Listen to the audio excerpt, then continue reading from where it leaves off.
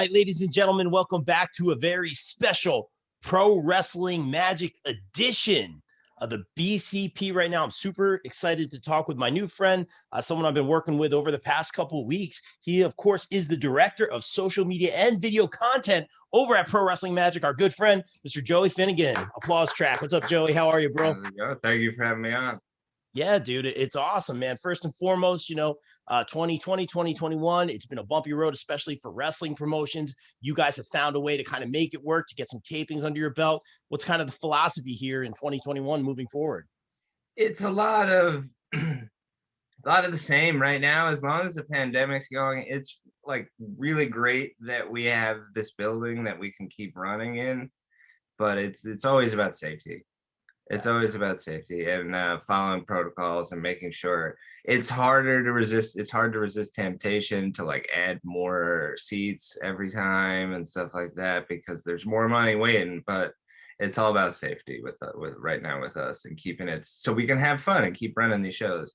They could be running at a bit like a higher return, but honestly, we're in a good position right now, and it's just about safety and continuing to put on awesome stuff. Yeah, and you guys totally are.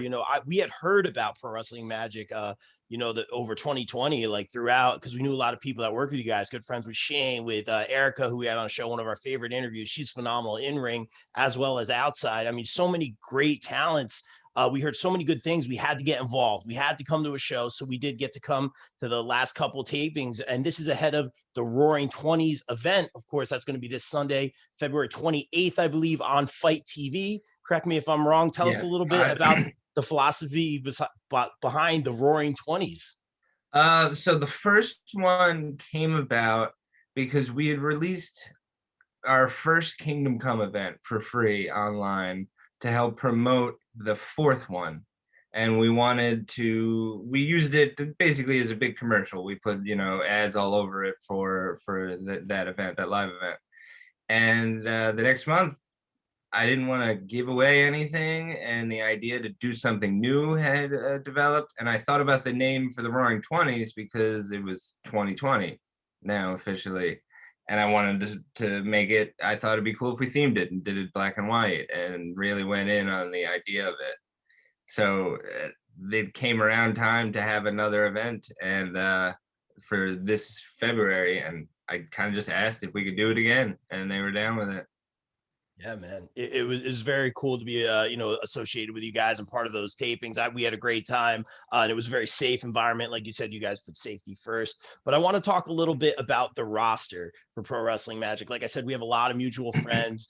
Erica was fantastic on the show, and something else that brought me in on Twitter. You guys were pitching obviously like the big women's fatal four-way match. Obviously, in 2021 and 2020, it's very hard these days.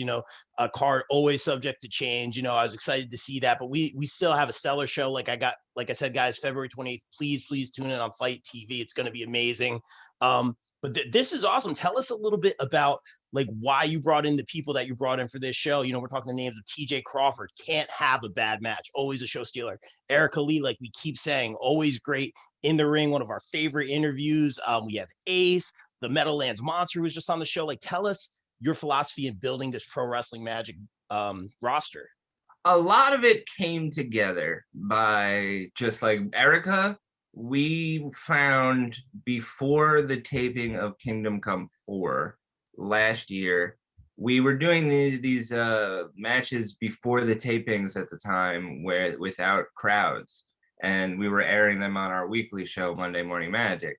And I was actually talking to someone about how the roster, we were in development, and the big area that we like, because we had a lot of bad luck with women. Like Faye had gotten injured, and like AEW right now, and we love we AEW. had a That's lot not of bad luck with women. Yeah, we had a lot of bad luck with women, and it came around time. And I was actually talking to someone about how like we need someone in the women, and I turned around and Erica and Jared were in the ring about to have their first match for us. And we were like, oh shit, okay, so let's go over and sit down and watch it. And it was unbelievable. It was unbelievable. And we were like, oh, who are they? And we haven't had as much chance to bring Jared back, but that's not for lack of trying. He also was unbelievable. Erica just the opportunity immediately kept presenting itself because of the hole in the women's division. So she just kept coming back month. Like we have her come back every month we can for a reason. She's genuinely great. She is so good for how, like, she's only 24, I believe, and for her, like, she's unbelievably good. And then Darius, so her and Darius were doing this thing online. They were going back and forth for a long time, and we just kind of were like, oh, that might be really dope. So that kind of happened. A lot of it is people that we see and want to work with, and just wait for it. Like, we don't force it as much as we can't. You know, there's a lot of people we want to rush right into working with, but it's a lot of just the right people feeling like we're trying to go for, I guess the best way to put it is like a classic PWG type roster, just really solid, talented, good folks, you know, like just a really base core of just great talent. Great That's talent, good people. Yeah, that's what Yeah, that's the main thing. And Ace has been a great help. Ace started doing a little bit. He's killing it. All his matches have been great lately. Ever yeah. since we came back at This Is Magic, he's had Darius, Casey, and now TJ. Yeah. That's crazy. Shout to our guy Casey, truly blessed. And like I was saying, man, we were at those tapings. Guys, tune in that TJ versus Ace match, guys. I mean, one of my personal favorites, but I digress here. But you guys have such a great reputation for yourselves, and that's amazing. And we talk about the talent, the amazing roster, but talk about some of the crew, because I walked in that room, I knew so many people, and they're some of my favorite people in the business. We talk about Shane, you know, the biggest sweetheart on the planet. We love our guy, number one in our hearts. Sam Yeah, yeah. Laterna, we saw over on commentary. I wanted to say hello to her. A lot of the GoPro crew that were friends with Brittany, I saw involved in some of the stuff too. Tell us about assembling that super team of crew members there. So, like the roster, like we have a great load of talent, Meadowlands Monster and stuff. So with Meadowlands Monster, for instance, we needed to. I thought it was important to bring in, because we're doing this sort of story with him right now that requires Jim on commentary, who is excellent, I think, by the way. Jim, Anthony, this new commentator for Carlos, for Monster, his name is Carlos, but he goes by Carl Vanderbeek.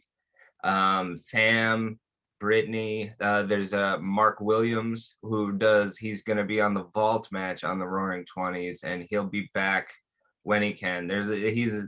He's got personal, like, reasons for being out for the time being, but he's on the broad. I just think the broadcast team is another thing that kind of came together over time. And then I started seeing a lot more of Sam recently, and Brittany did the interviews on Card Subject to Change. And I really just wanted to put together like a solid, interesting broadcast team for the So important. pay-per-views. Yeah, it's so important, and I'm getting my feet wet in the commentary booth with some promotions around here, man. Did you say you had done commentary or been on that side of the table before? No, so Okay. I haven't been on it, but we have Jim, Anthony, and I'm not very good at that, but I like to focus them on storytelling. That's Right. my Yeah. main thing, is to make sure it's all based in storytelling for the thing. And I think the commentary for especially the monster storyline right now, when it gets to it, Anthony and Jim are really feeling the storyline, and Carl, the addition of him, the commentary on Monster and Cage, and then Monster's second match from the taping, it's unbelievable. Yeah, It's so that's awesome. fun. You know, obviously being at the event and being at the tapings, we could see who was at the booth and who was coming in and out of the commentary booth. And I was looking over, we're watching live events, so we can't hear the commentary where we're sitting. So I obviously want to watch it in post here. But just seeing those people sitting at the table, I'm like, oh, this is going to be great. And as a learning commentator, it's important for me to watch that stuff, and I soak it in like a sponge, man. So from a production standpoint, let me ask you this: what advice would you have for someone like me who's getting their feet wet, getting their toes wet on the commentary booth? I think the one thing that in my in my role, what I did with Jim, I can say specifically, and the approach that I've given every commentator since is I helped Jim find a character that he can consider different enough from himself so that when the show starts, he can just kind of be in it. And helping him find that, I think, helped him snap into commentary quicker and easier. And he doesn't need as much prep time anymore. He doesn't, he's, as long as you know the stories and you give yourself a character to always react to, like, just there's something for you to play with and there's something for you to always talk to. Like I told Jim, I gave him an actor's work, honestly, just a little bit of actor prep in learning character and learning yourself, so how you would react to certain things at all times.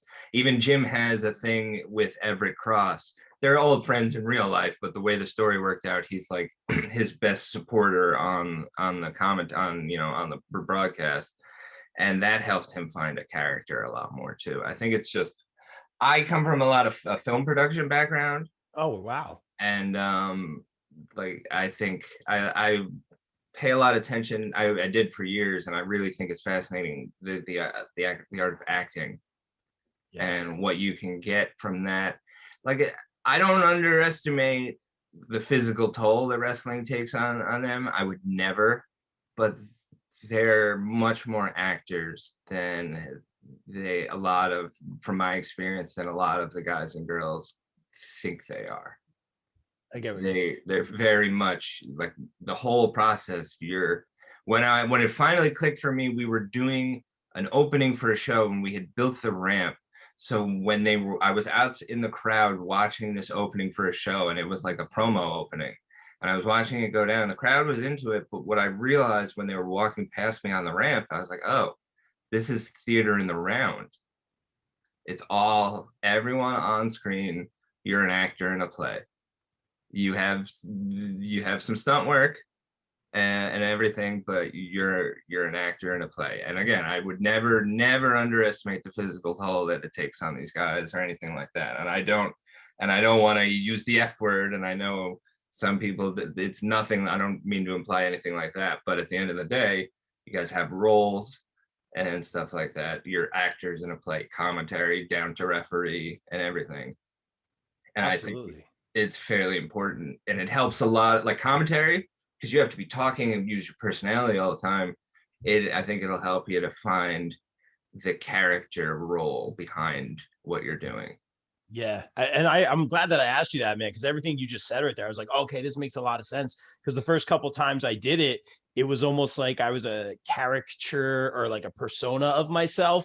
And I wasn't sure. I was like, oh, I guess like Rob Williams is like an extension of me, because they would bring me in as like the podcaster. So I had done interviews with everybody, so I'm like, this person's benching this this da da da. So I had like the little tidbits and facts, and that's what I brought to the table. But as I do more and more, and I work with certain personalities, I see that I'm very much like the baby face, and I get a lot ragged on, and oh, this is what you're wearing and stuff like that. So it's kind of become like a personality. If you have a Yeah. good base for these guys to come in and play off of, like a fully developed character, and it's not just, I have to be mean to commentary guy number one, Yeah. or Yeah. something like that, and it's something that they can come in, it's a fully developed person they can talk to. It gives you and the person you're talking to like a lot of room to play with, I think. I love that, man. Thank you for saying that. And like I said, like it has to be organic, and I'm learning that, because after the first time I did it, I was like, was I me, or was I like an extension of me, or like they say, turn it up to 11 or whatever it is. So I'm still learning. Yeah, I think there are two kinds of there are two kinds of commentary. Well, three, I guess. There's the WWE kind, which is like heavily produced, and they're trying to get you to the next like product plug and stuff like that. And there's all the buzzwords. There's indie style, which I just call the like one guy with cred and then one funny guy, and they just kind of sit there, kind of call matches, but spend most of the time trying to pop each other with jokes. That's kind fair. of That's most. fair. And then story driven. I didn't want to be that because we were that for a long time. When I came, that's the obvious way to go with a lot of indie promotion style. Because if there's not a huge cohesive story across from it, there's no real point in going too deep into story. You can have fun with your commentary and just make sure it's an engaging listen. But I wanted to do story coming from film and stuff. I wanted to build stories and things like that, and try and tell long-term stories. Like the Smiley versus Monster match has a video package before it that's like covers like a year worth of stuff that we did, and I really like that. That's the kind of stuff I wanted to do. Love it, man. And shout to Smiley, always putting on great matches as well. Love Smiley as Smiley well. is unbelievable. Smiley is one of the most innovative dudes I've ever seen. He's always got something crazy planned, something super cool, and like he's got one of the best minds for wrestling that I've come across. He's a dude I love to just talk to about ideas. Love it, man. And you seem to have a lot of ideas of your own, man. I take a lot from talking to you already, but let's focus more on you, man. You talk about having that background in film. Tell us a little bit about that and where the world of wrestling and that kind of collided for you. So I owned a couple production companies. I've made some stuff. Yeah, it's been in festivals and played one film which I'm not super proud of, so I'm not going to detail it. Has a cult audience in this area, which I find hilarious, and I wish people wouldn't watch it, but it is what it is. I'm also in a Fallout fan film, which again, wow. I wish people wouldn't watch, but I had to play a ghoul, and I did prosthetic makeup every day. It was an hour of prosthetic facial makeup. It was cool the first time, and then after that, I was like, this sucks. It's just, I love film.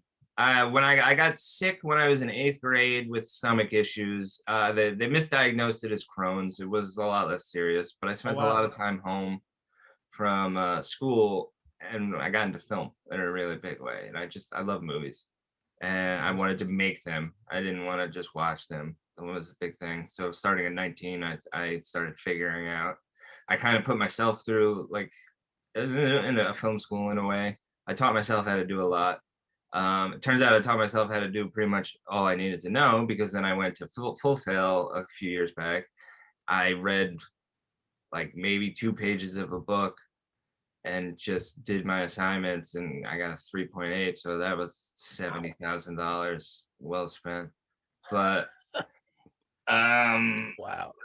The film background is just something that I'm at this point, it's been over 10 years of heavily trying to work in it and writing and things like that. So wrestling came along because when I was a couple years back, I got a job, actually about 5 years back now, Jesus Christ. I got a job doing wrestling journalism. And I did that for a long time. And I still do it, but I do historical stuff now on a website called ProWrestlingStories.com. I don't know if you heard of it. Shameless it's a pretty great website. We'll put the link in there. It's a pretty great website. A lot of great articles. For the longest time, the last one that I had written was about Benoit. I wrote a very real look at what happened and very objective. I tried to be. I went to his house. Oh, really? Yeah, I went to his house. I got his the police report from what happened, which I think it was weird. It was just going to his house I did not like that. Standing outside, it was very like knowing what happened in there and everything. I felt like what am I doing? Because I made a full documentary about the subject, and I never released it because the whole process of diving into Benoit bummed me out for like 3-4 months. I'm prone to depression as it was. And after that article and researching that and like really finding out specifics, I was in a depression for like 3-4 months. So I literally just killed the documentary. I didn't want to hang into that. It's crazy. Like, yeah, I'm sure you watched The Dark Side of the Ring on that whole thing. That's basically what I would have made. They did a much better job. And they had a lot more access. I had to use old interviews and things that were already conducted. but it was the general vibe of Dark Side of the Ring is something that I'd wanted to do. I'm glad Right. they're doing it because it's depressing. I don't want to like I especially working in wrestling now. Like I was gonna say, I figured when I got into wrestling, it was simple as Steve Angelos is one of the co-owner of Magic, and I just messaged him because we've been friends now he did a movie with me like a long time back. We've been friends for a long time, and the other co-owner is another great friend of mine. So I just messaged Steve and was like, "Hey, let me direct your promos," and he's like, "Oh, okay, cool." Cool. It was that simple, and then he gave me some social media access, and it just kind of grew from there, and I just did more and more. Yeah. But Good before for you. that, it was just the pro wrestling story stuff, and I couldn't do the documentary. It was weird. It was too much. I didn't like Yeah. it. I It get what you're got saying. very depressing, and it was like when it was affecting my day-to-day life, Yeah. it was like this is not worth it. I get that, man. And as far as like the wrestling beginnings for you, like, were you a fan growing up? Did you have like, Yeah, like T Kane hanging out over here? yeah. Who were I like was a your fan. guys? Yeah. Shawn Michaels. Don't even need to go into it. I say right off the bat, Shawn Michaels was my dude. Did you Shawn ever meet Michaels him? was the man. Ever meet him? No, I'm a don't meet your heroes type of guy. Yeah, I get that sometimes. Especially after everything I heard about with Shawn Michaels. Nowadays, I feel like I'd like him. But certain days, 1997 Michaels, I feel like that's probably better. I didn't meet him then. That was your guy. Do you like being more like for me, like I don't consider myself an actor in any way. I never wanted to be an actor. Like I like more the behind the scenes kind of stuff, the writing, the production, which I'm still learning about. Like that's more me, the journalist stuff. I like that. But with commentary, like you were saying, you kind of have to take on that persona. So I'm trying to embrace it. For you, you said you were in movies. What do you like better, being like behind the camera, or do you like both? Like, do you have a preference? I like both, but if on one thing, I don't like to do it all on one thing. I don't trust myself enough to put myself in as like writer, director, actor. Right. I prefer to have someone directing me if I act. Yeah, it's a I, lot. Yeah. yeah, it's too much, and I prefer to get it out of my head about directing and stuff like that, and just be able to focus on acting. I get that, man. That's really cool, man. But we talk a lot about in this interview storytelling, how important it is in and out of the ring, man. But speaking of storytelling, man, talking to you before the interview, man, you've had some things you've had to overcome, man. You've had some opportunities, you've had some bumps in the road, and now you're doing great. But tell everyone kind of some of these hurdles and obstacles you had to overcome. I believe when you were kind of almost working with NXT. Correct me if I'm wrong. Yeah, so at Full Sail, I don't know if it's widely known. Most of the crew on NXT are Full Sail students. That's pretty cool. So there's this thing called Full Sail Spark, I believe. I don't remember. It's the program there. That was the video production element of it. If you got into that program, you could be on the video production. And then there was another, I forget the program name, but you could there was another program. You came in and you did like ticket taking, or you just kind of walked around the event and made sure you put on a suit and tie and you just made sure everything was okay. And I went to do the initial scouting meeting about that, but one of the main things they said was they really can't have written about wrestling, because they just don't trust, especially with NXT taping ahead. They just don't trust that you're not after spoilers.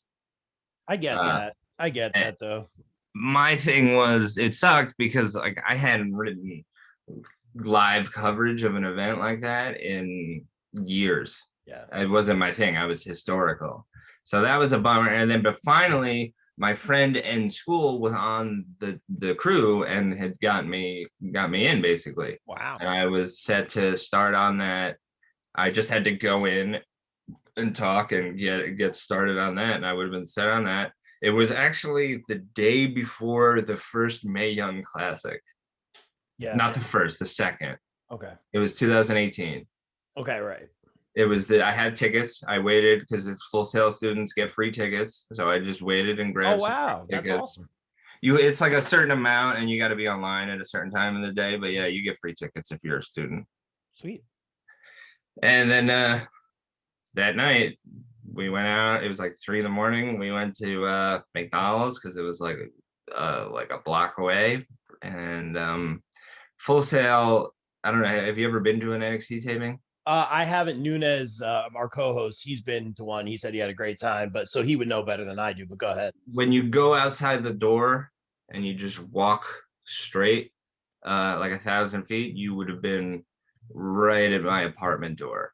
Oh wow. Um, but to get there, you would have had to cross the 6 lane highway. Oh wow. Um, and it was all right to cross most of the time. And late at night, it worked out that it wasn't. And so I knew by the timing and how often I had to cross that street that my ex-girlfriend was going to be hit by the car. And so I ran out, pushed her aside, and I took the car head on. She got clipped. So she broke her neck in the same way Christopher Reeves did. Oh my God. And she fractured her ankle, and she had some other minor injuries. And I broke my neck in 3 places. Here, I'll show you. Oh gosh. She gloved my right arm. You can see the scars there. Yeah. I broke both my legs. Wow. One was a compound fracture, which is crazy. That picture I sent you, you can see the left leg is much more inflated because of it. I broke my back, my pelvis. I broke like everything. My body was highly traumatized.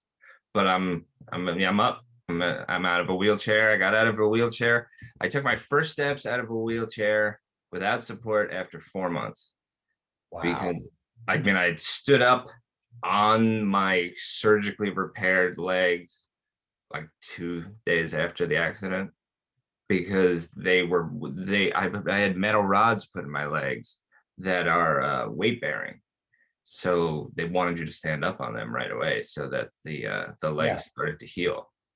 But it was the most painful thing I've ever. That and having my legs pulled down on the emergency room table so that they could set the bones in place.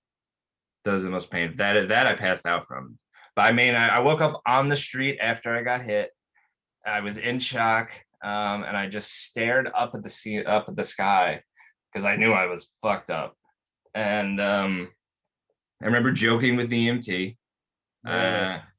Yeah, because once I woke up, I moved my fingers and toes. I knew that, and they both moved, so I knew that I wasn't paralyzed. Yeah. As soon as I knew that I wasn't paralyzed, I knew it was gonna suck, but that I was gonna be okay in time. Wow. So I loosened up right away and just started making jokes, and that's when I realized that I wasn't wearing my shoes. And in my head, the image of me getting hit so hard I flew out of my shoes was hilarious. Wow. And I told the EMT that. I was like, did I get hit out of my shoes? And he's like, yeah, they're over there somewhere. And I was like, that's hilarious. I made jokes the whole time, and I have this the only memory I have is them loading me into the EMT and being like, man, this guy's got a sense of humor, huh? Hey man, the good for you. I do that. I have a weird, that's a weird defense mechanism. I guess not weird. Plenty of people have it, but I go right into that where in situations like that. I get it, bro. And man, and good on you, looking out for someone else's well-being and putting yourself in jeopardy and obviously overcoming that, man. You sent me some of the pictures, you showed me some of the stuff, man. And it's so good to see you up and running and killing it in the wrestling business right now, man. What was that? You mentioned it briefly, but what was that like road to recovery like once, especially after you got out of the hospital? So it was a lot of work. The first double leg surgery didn't actually take. Oh my gosh. So I learned basically my legs stopped healing at a point, and I learned that I was walking around on still broken legs for a year or so. And that was, I got in the first year or so, I got over my neck stuff, and I pretty much recovered as much as I could, but my legs were still limited. But then I got bone grafts in my second double surgery, and they just grafted cadaver bones onto me, which I actually say that I Whoa, love saying that I'm made of metal and dead people. that's Uh, crazy. that's about as metal as it gets. There it is. I was gonna say that's a great gimmick right there. That's your wrestling persona. Yeah, I'm the Bionic Man. Yeah. Yeah, and so then the second leg surgery, they gave me the bone grafts and everything, and it took, thankfully. And that was a lot easier of a process. It was more frustrating because I had done a year. It felt like I had done a year sentence and got like another 3 months tacked on at the 11th hour. But I mean, I'm through it now. So, I look back in the whole process. I saw when I showed you that picture, that was the first time I saw that specific picture in a long time. And I was like, wow, less than 3 years ago, I was in a wheelchair. Good for you, man. I'm glad to see you up and running and killing it, man. And I'm sure in your mind somewhere, like, hey, like I can get through anything, man. And that's really, really cool to see. Yeah, it helps. There's a certain strength you find when you have to get through the absolute worst. Amen to that, brother. And it's so good to see you. What was the support around you like from your friends and like the wrestling It community? was unbelievable. So my family came right down to Florida. I was in Florida at the time. My father's sister actually lives in Florida. So when I told you I woke up on the street, I stayed awake until the emergency room because I knew I had to get my phone number to someone because I was pretty sure I didn't have my wallet, and I knew I had to get like a family number to someone. So I stayed up and waited. And then the second I got my mother's number to someone, then I was ready to go out. I woke up, my aunt was there, and then I woke up again, and my mother and father were there. They came right down. My birthday was coming up right around that time too. So I was in the hospital for my birthday that year. My brother, two sisters, and one of my best friends, my dad drove them down. He drove back up. He flew up and then drove back down with them, and we had like a birthday celebration. And then Pro Wrestling Magic worked with a friend of mine named Scott Sariti to throw a benefit show for me Oh to wow. help raise money, which was great. We did some pretty solid matches on that show, actually. Casey Navarro and Anthony Bowens, they did on that show. And it was Two pretty solid. favorites. There was a few other ones. Cross and Dunn, like there's some solid matches, but it was cool. And they raised me some money. Like I had great support. And my sister started what are they called? GoFundMe for me for my bills. It reached like $18,000. I had a lot of support, and that helped. And just one thing my doctors kept telling me in the hospital was positive energy.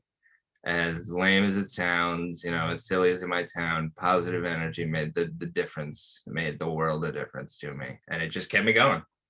Love it, man. Super inspiring. And gotta send me the link to that show if there's any links, man. That sounds like an amazing event, man. And I'm sure that's a special place in your heart. But like we said, man, like you can overcome anything, man. That I'm sure it feels that way. Obviously, not working with NXT as of now, but what are the goals moving forward? Because we've seen the world come to a stop, yet the wrestling opportunities keep going. I've seen so many of our friends from the show a year ago, 2 years ago, they're popping up on Dark. They're signing with NXT. They're signing with AEW. What's the goal for you moving forward? So part of me really wants to get back to making a movie. I really want to make some movies. We actually, me and Sesko, me and Mike, have a project in place that we're working on. It's called, this is a little bit different. It's called, we're working on titles, but the project is basically movies with wrestlers. They're just going to be various short films and different things with indie wrestlers and things like that. We filmed one of them so far. It's called Insomnia with Steve Off. And we're going to film another one hopefully soon. We're going to start like really nailing them out. I'm hoping to have the whole project, the first wave at least, released by the summer. Hopefully by the end of the summer latest, but by June or so, we can start releasing the whole project. Because I have them written so that they're not extremely expansive production processes. They're more fun. One thing I was like, I think vibe is really important when you're creating. I think it's really important that people come to have fun. So I don't want to throw these huge Stanley Kubrick like film processes on people because nobody likes that. That guy was a dickhead. So I think that's going to be a lot of fun. But for wrestling, I would like to work in one of the bigger companies for a little bit. I don't think for a long time, but I'd like to try my hand. I would like to work for Vince McMahon. I know a lot of people say that they don't want to and that the guy's crazy. I think so. I'm extremely prolific in what I write. When I was on my first writing job for wrestling journalism, I was on the site for 10 months and I was published 435 times. I can turn out, I think I'm pretty positive I can keep up with that old fuck schedule. And I consider him like one of the last conquerors. That man just went out and stole what he wanted. And in a certain way, like I think he's fascinating. Maybe for a lot of bad reasons, definitely for a lot of bad reasons. I think for some good ones too. The guy's out of his mind, and I would love to meet him and work for him for a little bit. But same thing with like a Tony Khan. I think I'd love to work in an AEW. Who knows what could happen, but I think I would be interested in working with a bigger company for a minute doing production. I could see it, man. Like we keep saying, the opportunity is there, which is again blows my mind in today's climate. But it makes me so happy to see dreams come true, to see our friends. Like I always say, we have standing ovations in our living room. Like it's so cool to see our friends pop up on TV and people get opportunities in production or behind the scenes, man. So no doubt in my mind, you'll go very, very far, man, especially after what you've overcome. Real quick, I wanted to ask you, those short movies you talk about with the wrestlers, is that something you want people to like reach out to you about, or do you kind of reach out to the wrestlers? Is that I've reached out to a bunch of wrestlers. There's certain ones like me, Erica. We're gonna do some things with Erica for sure. She has great comedic timing. She Erica's was a great interview. Absolutely. Like she's got it, man. Yeah, like Erica's in and excellent. out of the ring. That's a great choice. She's the first time I told you about the first time we saw her work and whatnot. It was crazy. But then we brought her in for an interview for the Monday Morning Magic show, and she was unbelievable at that. Yeah. And I was like, oh, okay, so she's just great. She's talented as hell, and this is going to be awesome. And not just in the wrestling, which she's phenomenal at. Yeah. That personality, the comedic timing, like so fun. That's so good to hear. Good move by you, man. And I just, we're all about the shameless promo here. So let's get that out of the way. Tell everyone where they can follow Pro Wrestling Magic, where they can follow you, some of your projects, and more importantly, tune in on Fight TV February 28th for the Roaring 20s. That's the most important. Tune in for the Roaring 20s for sure. You can find it's Wrestling Magic on Twitter, Pro Wrestling Magic on Facebook, and possibly Wrestling is Magic on Instagram, but possibly just Wrestling Magic. I see these enough you'd think I'd remember them positively, but it's one of the two. You're busy, man. You're busy. It's not hard to find Pro Wrestling Magic on Instagram though. You'll see it. Me personally, there's not really, you can go to nerdonetwork.com. That's a site that I founded. You'll find more of my stuff on there. I don't do much for my own personal accounts anymore because I'm always working on the Magic accounts. So most of my personal stuff, there's not much to follow. It's like movie quotes or like, inspirational writings that I had at like 3 a.m. that I just turned out on my phone. So follow us, go for us on YouTube. There is a whole library of Magic content for free on YouTube, including free shows and the first Roaring 20s, which has some great matches. The first Roaring 20s has some excellent matches, which it has Jared Evans has to go through a gauntlet of 3 men to get his rematch with Erica. Then there's the rematch with Erica because obviously he wins. We wouldn't put it on the show if Jared didn't win the gauntlet. Sebastian Cage has a junior title match. Meadowlands Monster has a dark. That's another guy. Sebastian Cage, we don't really have the time for me to put him over as much as he deserves to be put over. Phenomenal. That dude is one of the most effortlessly athletic and talented people I've ever seen in my life. It is crazy how good he is. It is genuinely crazy how good he is. Just Definitely caught my eye. Yeah. watch his just effort. There's this thing where he gets thrown into a door on a show, but it doesn't break, and it could have went horrible. He could have bounced over, and he could have went over the top rope, and it could have been a disaster. Sebastian Cage, while upside down, reaches his arm out on the top rope, turns himself, catches himself on the apron like it was nothing, and then whispers to the guy who threw him through the door, "Do it again." You're like a pro. Like, it was unbelievable. You wouldn't even notice that it was a blown spot because of how like effortlessly he saved it. That guy is there's a reason he's the longest reigning champion in Magic history. He's crazy talented. Love Crazy it, man. talented. That's great, man. I'm so excited just talking about it. And we, again, had such a great time. We were happy to be involved, obviously, with Pro Wrestling Magic and be at the tapings. It was a great time. We'll definitely be back because of you, all the stellar behind the scenes crew, all the stellar talent. And actually, real quick, before I get out of here, because we will be interviewing some more Pro Wrestling Magic talent moving forward, little spoiler there for you. But I wanted to ask you this, since you gave me such great commentary advice, what advice would you have for some of these indie talents who are trying to get over, trying to get heat, trying to get to that next level? I feel from like a director production standpoint, you might have some gold here. Again, I think it comes back to really figuring out your character. I've had the most success with talent when they're open to approaching their character as a character. When it's too close and it's themselves, I think you're gonna come off wrestlery, which I don't mean as an insult, I but get there's it. a certain naturalism that you can help yourself find when you approach the work of an actor. When you approach the building blocks of acting, where you think about, where does your character come from? Like, what does your catchphrase mean? You can't just have a catchphrase that means nothing. Yeah. How does it show itself? How do you make that apply to something in your match? Where does the in-ring psychology connect to the actual story of the being that you are? Like, who are you?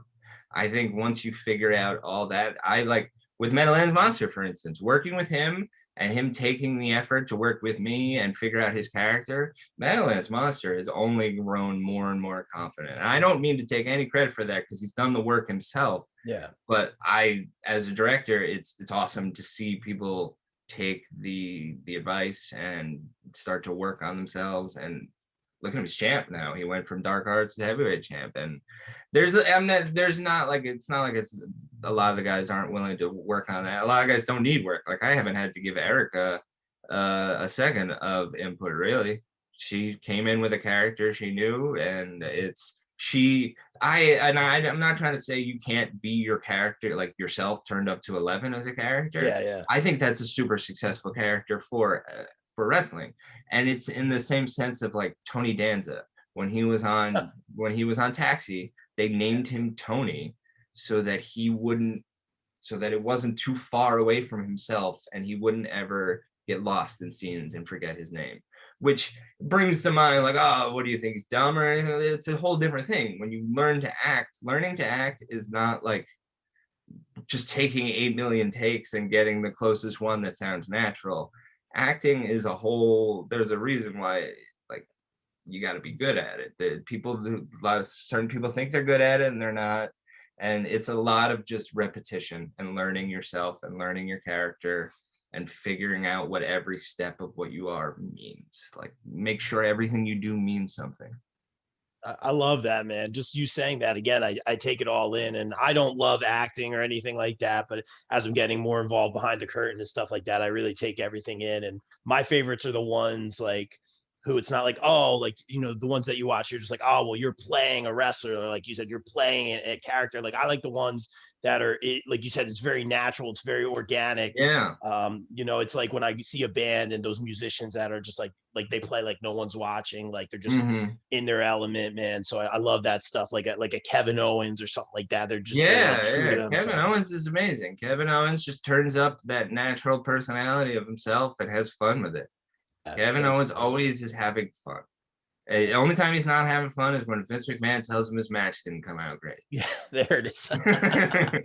I know that story, bro. But dude, Joey, thank you so much for taking the time, opening up about your trials and tribulations. And I'm just glad to see you killing it, man, and making some great movies, doing some great stuff with Pro Wrestling Magic. So, dude, just stay safe out there. I look forward to working with you again, and just continue success moving forward. All right, my man?